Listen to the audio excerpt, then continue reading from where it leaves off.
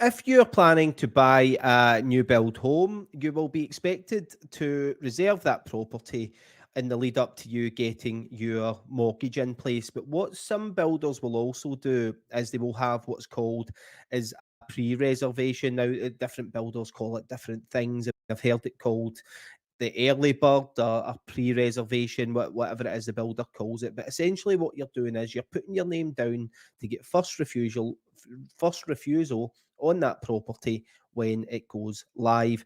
Now, in today, I'm going to explain the difference between the pre-reservation and the actual reservation.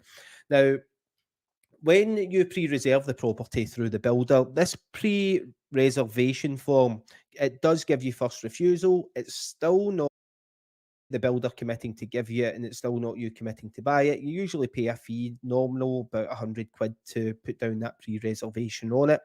And what then will happen when that house is released, you'll get first refusal. With the pre-reservation, you often find that the house price hasn't been finalised yet. So you're essentially reserving a property while you're waiting to find out the exact cost and what that price is going to be.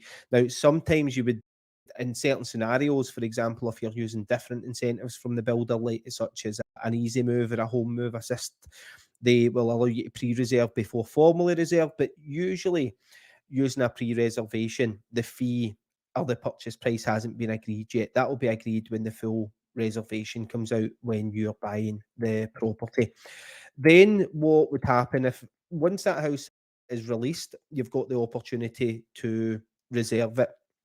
Now, when you reserve, you've got the reservation meeting in the house or in the sales office with the sales agent, and they'll go through everything in the contract for the house that you're buying. So at this time, they'll go through everything such as expected entry dates, the price of the property, any upgrades that you need, what's included is standard. They'll go through all of this before you reserve.